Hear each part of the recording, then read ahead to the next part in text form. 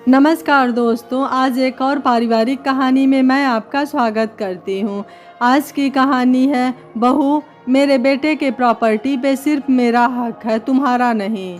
Nilima terrace पर झूले पर बैठी थी। सामने वही गुलाबों की क्यारियाँ थी। वो अपनी ही साइड बैठी थी क्योंकि उसे बेला की महक बहुत पसंद थी। बगल में नीलेश बैठता था, उसकी साइड चमेली थी जो नीलेश को बहुत पसंद थी। आज वो जगह सूनी है। टेरेस पर विभिन्न प्रकार के देसी विदेशी फूलों और पेड़ों की कतारें थी। बीच बीच में आर्टिफिशियल बत्तखें, मोर, चिड़ियों की जो सजावट थी वो कहीं से भी अपनी सुंदरता से दिल को चुराने वाली थी। पर आज वहाँ कोई रौनक न थी। ऐसा लग रहा था कि एक एक फूल, एक एक पत्ता अपने दूसरे मालिक की गैर मौजूदगी से शोकाकुल था। नीलिमा ने चारों ओर दृष्टि घुमाई और अपनी आंखों में आंसू पोंछे। फिर पानी लेकर पौधों में डालने लगी। आज नीलेश को गए 1 महीना हो गया। आज की ही तारीख में नीलेश ऑफिस से काम करते करते ऐसे गिरे कि अस्पताल पहुंचने की भी मोहल्लत न मिली। नीलिमा को तो होश ही कहाँ था। 50 वर्षीय नीलिमा और 52 वर्षीय नीलेश की जोड़ी यूं तो दुनिया की सबसे परफेक्ट जोड़ी थी। बस कमी थी तो उनका निसंतान होना। बहुत दिखाया सुनाया गया, कमी किसी में ना निकलती। बस ईश्वर की यही इच्छा थी। आधुनिक तकनीक का भी सहारा लिया गया, IVF, पर उसमें भी सफलता न मिली। हर बार नीलिमा को यूं टूटता देख आखिर में नीलेश ने ऐलान कर दिया, अब और नहीं, हम 2 हैं और हम ही खुश रहेंगे। गोद लेने के लिए भी मन बनाया, पर वो नीलेश का आधा मन होता। धीरे धीरे जिंदगी चलती रही, दोनों एक दूसरे के पूरक होते गए। नीलिमा पानी देकर थक चुकी थी तो फिर से झूले पर बैठ गई और नीलेश की खाली जगह बड़े ही प्यार के साथ सहलाने लगी। तब तक बंसी चाय रख गया। उनको यूं रोता देख वो भी उन्हीं के पास ज़मीन पर पालथी मारकर बैठ गया। बंसी आज से 20 साल पहले उन्हें रेलवे स्टेशन पर मिला था। वो बेंच पर बैठी अपनी ट्रेन का वेट कर रही थी। उनकी ट्रेन 3 घंटे लेट थी। उसी बेंच पर 2 साल का एक बच्चा सोया हुआ था, सफ़ेद टी शर्ट और ब्लू नेकर में। वो किसी मिडिल क्लास फैमिली का लग रहा था। बड़ी ही प्यारी मुस्कान थी उसके चेहरे पर। नीलिमा को आश्चर्य हो रहा था कि इतनी देर में उसके आसपास कोई परिचित नहीं था। अचानक वो जग गया और इधर उधर देखने लगा। शायद उसे भूख लगी थी। वो ताती ताती करके रो रहा था। नीलिमा ने इधर उधर इस आशा में निगाह दौड़ाई कि शायद अब उसका रोना सुनकर उसके परिजन आ जाएं, लेकिन कोई नहीं आया। नीलिमा ने उसे पर्स में से बिस्किट निकाल कर दिए। बिस्किट खाते हुए वो चुप हो गया। फिर नीलिमा ने उसे पानी पिलाया। तब तक वो नीलिमा से सटकर बैठ गया था। नीलिमा की ट्रेन भी आने वाली थी।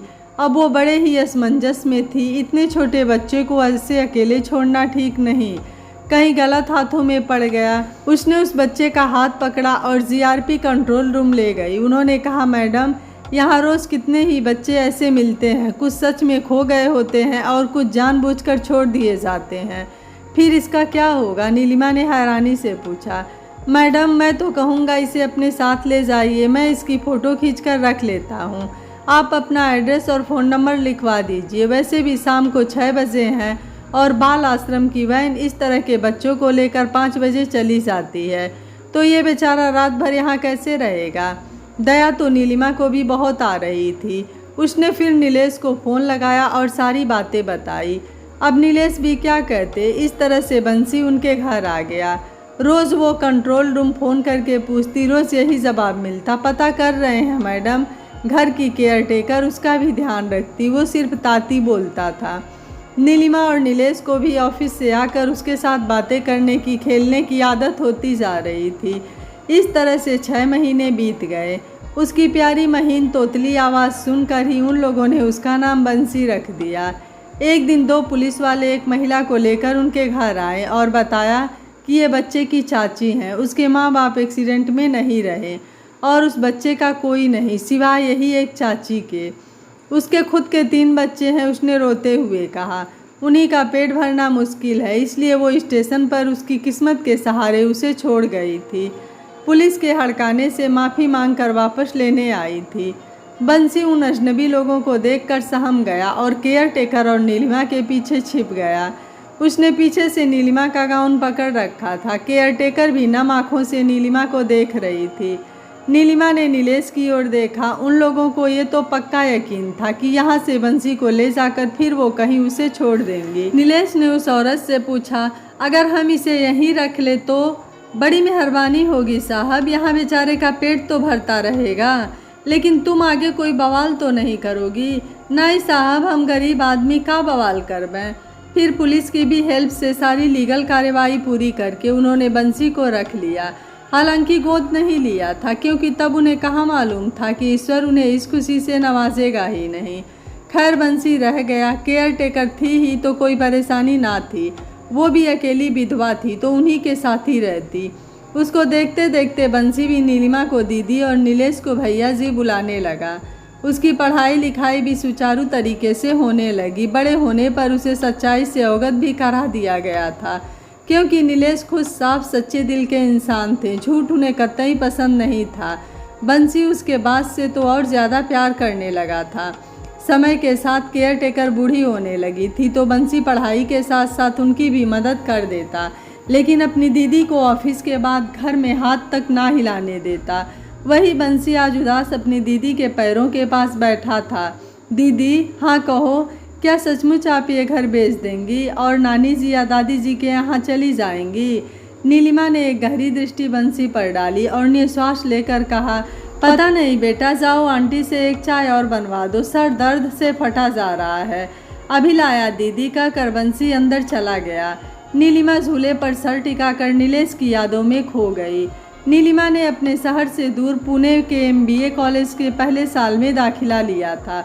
वहीं नीलेश उसी कॉलेज में द्वितीय वर्ष का छात्र था। एक ही कॉलेज में रहते हुए जान पहचान तो हो ही गई। साल मध्य में फंक्शन के समय जब डांस पार्टनर की जोड़ियां डिसाइड हो रही थी तो अलग अलग पर्ची में उन्हीं का नाम निकला। अब तो प्रैक्टिस के नाम पर उनको घंटे गुजारने पड़ते एक साथ। पहले तो नीलिमा बहुत झिझकती थी, लेकिन धीरे धीरे नीलेश के सौम्य व्यवहार ने उनका मन मोह लिया। डांस से उन्हीं की जोड़ी फर्स्ट आई तो नीलेश ने नीलिमा को पार्टी दी। अब वो लोग एक दूसरे के बेहद करीब आ गए थे। नीलेश का प्लेसमेंट पुणे में ही एक अच्छी कंपनी में हो गया। वहीं उसका घर भी था। नीलिमा कॉलेज में अकेली रह गई, पर नीलेश रोज ऑफिस से घर जाते समय नीलिमा के साथ वक्त बिता कर जाता। अब नीलिमा का भी प्लेसमेंट हैदराबाद की बहुत अच्छी मल्टीनेशनल कंपनी में हो गया था। दोनों ने अपने घर वालों से बात करी। दोनों ही घरों में हंगामा हो गया। कारण, नीलेश एक मध्यम वर्गीय परिवार से आता था और जाति भी अलग थी। नीलिमा रईसों के खानदान की इकलौती कन्या, वो भी जाति अलग। दोनों परिवार मिले तो ऐसे कीचड़ उछाले गए एक दूसरे के ऊपर कि सदा सदा के लिए शादी की मनाही हो गई। नीलिमा और नीलेश चुपचाप ये तमाशा देखते रहे। आखिर नीलेश ने हैदराबाद की ही कंपनी में आवेदन कर दिया, साथ में शादी के लिए रजिस्ट्रेशन भी करा दिया। साल भर में ही दोनों काम हो गए। शादी के लिए दोनों ने ही अपने अपने घर वालों को आमंत्रित किया, पर कोई नहीं आया। इसके बाद भी वो लोग आशीर्वाद लेने गए। नीलिमा के यहाँ अनोखी शर्त रखी गई, अगर नीलेश अपने परिवार को छोड़ दे तो वो लोग अपना लेंगे। नीलिमा उल्टे पैरों लौट आई। इसी तरह नीलेश के यहाँ भी कहा गया कि वो उस घर का बेटा है, घर के अंदर आ सकता है, पर नीलिमा नहीं। ये नीलेश को मंजूर नहीं था। नीलेश साफ हृदय पत्नी को सम्मान देने वाला सीधा सच्चा व्यक्ति था। उस दिन के बाद उन दोनों ने कभी भी पीछे मुड़कर नहीं देखा। अपनी प्यार की छोटी सी दुनिया बसा ली। नीलेश हंसमुख मिलनसार जिंदा दिल इंसान था। जितनी देर घर में रहता ठहाके लगते रहते, कभी नीलिमा, कभी आंटी, कभी बंसी। नीलेश को हरियाली बहुत पसंद थी, इसलिए उसने सोसाइटी का सबसे ऊंचा पेंट हाउस वाला फ्लैट पसंद किया। थोड़ा महंगा था, पर दोनों की ही हाई सैलरी थी। फिर उस छोटे से बगीचे को देश विदेशी पौधों से दोनों मिलकर सजाते। वहीं ये झूला भी नीलेश ने फिट करवाया था, जिस पर बैठकर चाय पीते हुए अक्सर चाँद सितारों की बातें होती। कभी कभी खाना बना होने के बाद भी नीलेश नीलिमा को जबरदस्ती कार में बिठा लेता, फिर ऐसे ही शहर से दूर कहीं गांव के ढाबे पर रोकता और वहां का दाल तड़का और चावल खाकर बच्चों की तरह खुश होता। फिर कुल्हड़ वाली चाय पीकर वापस आ जाते। नीलिमा के घर वालों ने तो उसे बेदखल कर दिया था, क्योंकि उन्हें लग रहा था कि नीलेश ने जायदाद के लालच में शादी करी है। इधर नीलेश के यहाँ वही शर्त कि नीलिमा घर में कदम नहीं रख सकती। हाँ, नीलेश आ सकता है, क्योंकि वो इस घर का बेटा है, जिसके लिए नीलेश कभी राजी नहीं हुआ। खैर उनके यहाँ कमी थी तो बस बच्चे की, लेकिन वो शायद ईश्वर को पूरी ही नहीं करनी थी। जिंदगी अपनी रफ्तार से चल रही थी। नीलेश, नीलिमा, बंसी और आंटी, बस यही 4 लोगों का परिवार था। 40-45 की उम्र के बाद उन्होंने आशा छोड़ दी। फिर नीलेश हंसकर कहते हैं, तो अपना बंसी है ना, इसका ब्याह करेंगे, बहू लाएंगे। नीलिमा भी हंस देती, पर आज ईश्वर को क्या मंजूर हुआ। खबर पाते ही दोनों पक्ष दौड़े आए। 2-3 दिन तो शांति रही, पर शांति हवन के बाद युद्ध का अखाड़ा बन गया। नीलिमा के पापा नहीं रहे थे, माँ थी जो पूर्णतया मामा लोगों के बस में थी। उन्होंने जायदाद भी उन्हीं को सौंप दी थी। फिर वो हक जमा कर नीलिमा को अपने साथ ले जाना चाहती थी। मेरे भाई भाभी भी करोड़ों की संपत्ति देखकर घड़ियाली आंसू बहा रहे थे, जिनको नीलिमा ने अपने शादी के बाद कभी देखा नहीं। वो उससे ऐसे लिपट कर रो रहे थे जैसे उनसे बढ़कर कोई नहीं है। इधर नीलेश के मम्मी पापा, भाई भाभी, बहनें सब नीलेश की फ़ोटो से चिपक कर रो रही थी, जिन्होंने राखी बांधना छोड़ दिया था। भाई ने कभी फ़ोन तक नहीं किया। वो आज चाहते थे कि करोड़ों का फ्लैट बेचकर वो उनके साथ रहें। बाकी जो करोड़ों रुपए नीलेश की LIC और फंड में मिले थे, वो उनके बच्चों के नाम कर दे, क्योंकि वो अकेले इतने रुपयों का क्या करेगी। सासू माँ ने बड़े प्यार से उसके सर पर हाथ फेरते हुए कहा, बेटा जो होना था हो गया, अब तू मेरे खानदान की बहू है, तुझे अकेले रहने कैसे दें। जो तेरे जेठ कह रहे हैं तू वही कर और हमारे साथ चल, नहीं तो नीलेश की आत्मा को बड़ा कष्ट होगा। उसे इतने दुख में भी मन में घृणा भरी मुस्कान आ गई। जीते जी जिन माँ बाप भाई बहनों ने नीलेश की शक्ल तक नहीं देखी, आज वो उससे खून के रिश्तों की दुहाई दे रहे हैं। जब सासू माँ को लगा कि नीलिमा उनके झांसे में आने वाली नहीं, तब उन्होंने दूसरा पासा फेंका।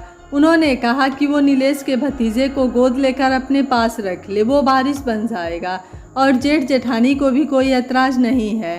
नीलिमा ने कहा, मम्मी जी मुझे माफ़ कीजिएगा, अब 50 साल की उम्र में मैं कोई जिम्मेदारी उठाने की नहीं सोच सकती और बाकी बातों के लिए मुझे सोचने का टाइम चाहिए। अब सासू माँ अपने असली रूप में आ गई, जोर जोर से चिल्लाने लगी, ये घर मेरे बेटे की खून पसीने की कमाई का है। बेटा होता तो बुढ़ापे का सहारा होता, उसकी कमाई पर या जो उसके मरने के बाद मिला है उस पर उनका पूरा हक है और वो इसके लिए कोर्ट में भी घसीट सकती हैं। तब नीलिमा ने कहा, वैसे वो कोर्ट से नहीं डरती, लेकिन यदि लड़के का फर्ज बता रही हो आप, तो वो हर महीने उनके अकाउंट में उनके और पापा के लिए निश्चित रकम जमा करा देगी, पर सिर्फ इसलिए कि नीलेश उनके बेटे हैं, बाकी परिवार के किसी भी सदस्य से उसका लेना देना नहीं। तब तक नीलिमा की माँ भी कूद पड़ी। फिर नीलेश के भाई और नीलिमा के ममेरे भाई सब एक से बढ़कर एक आरोप प्रत्यारोप लगाने लगे। नीलिमा वहीं सबको छोड़कर अपने कमरे में जाकर दरवाज़ा बंद कर रोने लगी। रिश्तों का ऐसा घिनौना रूप उसने पहली बार देखा था। बंसी को कुछ समझ नहीं आ रहा था कि वो क्या करे, कैसे इस अनचाहे युद्ध को खत्म करे। उसने अपनी दीदी की ये हालत देखी नहीं जा रही थी। उसने आंटी को इशारा किया, आंटी समझ गई उन्हें क्या करना है। उन्होंने फटाफट खाना लगा दिया। खाना लग गया है सुनते ही सारे लड़ने वाले योद्धा डाइनिंग टेबल पर विराजमान हो गए। नीलिमा ने पानी भी पिया या नहीं, किसी को कोई फिक्र नहीं थी। बंसी ही थाली लगाकर दीदी के कमरे में ले गया। वो जार जार रो रही थी। बंसी ने उसके आंसू पोंछे और अपनी कसम खिला खिला कर 2-4 निवाले उनके मुंह में डाले। अगले दिन सब जाने लगे। नीलिमा ने सबको अपने कमरे से ही विदा कर दिया। ऐसे रिश्तेदारों से उसे घृणा हो रही थी। जाते समय सासू जी ने फिर गिरगिट के जैसा रंग बदला। बड़े प्यार से सर पर हाथ फेरते हुए बोली, जो हुआ सो हुआ बहू, हमने जो कहा गौर ज़रूर करना। अकेले ज़िंदगी नहीं कट पाती, तमाम लोग इतना पैसा देखकर खड़े हो जाएंगे। जी कहकर नीलिमा ने बात खत्म कर दी। आज महीना भर हो गया, नीलिमा का ऑफिस जाने का मन नहीं करता। सारा दिन घर में पड़ी रहती। बंसी चाय लेकर आ गया और फिर उसके पैरों पर सिर टिका कर बैठ गया। उसकी भी आंखों से आंसू बह रहे थे। नीलिमा को रह रह कर बंसी का बचपन याद आ रहा था। जब कभी वो बीमार होती, अपने छोटे छोटे हाथों से उसका सर दबाता, कभी पैरों की मालिश करता। बड़े होने पर तो एक बेटे की तरह ख्याल रखने लगा था। बंसी की ओर देखते देखते नीलिमा ने दृढ़ निश्चय के साथ कुछ सोचा और फ़ोन उठाकर अपने लीगल एडवाइज़र को घर आने को बोला। 1 घंटे बाद ही वो हाजिर थे। नीलिमा ने उन्हें अपने सारे रिश्तेदारों की कहानी सुनाई। वो नीलेश के भी बहुत अच्छे दोस्त थे। नीलिमा ने उनसे बंसी को कानूनी तौर पर गोद लेने की इच्छा जताई, जिसमें कोई मुश्किल नहीं थी। महीने भर में ही बंसी नीलिमा और नीलेश का कानूनी तौर पर बेटा बन गया और बाई चांस अपने ना रहने पर आंटी को ही लीगली उस घर को देखना था। हालांकि बंसी खुद बालिग हो चुका था। कोर्ट से लौटते समय बंसी नीलिमा से लिपट कर रोने लगा। दीदी, इसकी क्या ज़रूरत थी? मैं तो वैसे ही आपका बेटा था। ज़रूरत थी बेटा, इस मतलबी दुनिया में ज़रूरत थी। कल को मेरे ना रहने पर वो तुम्हारी बोटी भी नोच खाते। अब मैं निश्चिंत हूँ, कोई तुम्हारा कुछ नहीं बिगाड़ सकता। बस तुम्हें दुनियादारी सिखाकर मजबूत बनाना है। बंसी लरसती आवाज़ में बोला। दीदी। हाँ बोलो, नीलिमा ने कहा। क्या मैं आपको दीदी माँ कह सकता हूँ? नीलिमा ने उसकी ओर देखा। वो नज़रें नीचे किया था, आंखों से टप टप आंसू गिर रहे थे। नीलिमा के अंदर उसके लिए ममत्व तो शुरू से ही था, बस कभी कहा नहीं। आज सारे वर्षों की ममता उड़ेलते हुए नीलिमा ने बंसी को खींचकर सीने से लगा लिया। सिर्फ माँ और वात्सल्य की एक गहन अनुभूति में दोनों माँ बेटे सिक्त होने लगे। आंटी दूर खड़ी आंसू पोंछ रही थी। नीलिमा ने उन्हें भी बुलाकर अपनी बाहों में समेट लिया। अब यही उसका पूरा परिवार था। ऐ कृष्णा, देख मुझे ज़्यादा न दौड़ा, तेरी दादी बूढ़ी हो गई हैं। अले दौलो दौलो ऑल दौलो, कृष्णा ने तोतली आवाज़ में कहा। अंदर से हंसते हुए बंसी और उसकी पत्नी निकले। दोनों ने प्यार से नीलिमा को पकड़ लिया। कौन शैतान मेरी माँ को बूढ़ी कह रहा है? और झुटमुट दौड़ने लगा। नीलिमा ने हंसते हुए उसे भी पकड़ लिया। चारों की हंसी से घर गुलजार हो गया। आंटी भी हंसते हंसते आंखों में पानी भरे थी। नीलिमा ने नीलेश की फोटो की ओर देखा। वो भी अपने परिवार को खुश देखकर मुस्कुरा रहा था और जैसे शायद कह रहा था कि नीलिमा, तुमने मेरे नहीं रहने के बाद बंसी को अपना बेटा बनाकर बहुत ही अच्छा फैसला लिया। नीलिमा का फैसला आपको कैसा लगा? आप मुझे अपनी राय कमेंट बॉक्स में ज़रूर दीजिएगा। वीडियो पसंद आया है तो वीडियो को लाइक शेयर एंड चैनल को सब्सक्राइब कर लीजिएगा। Thank you for watching. मिलते हैं अगली कहानी में।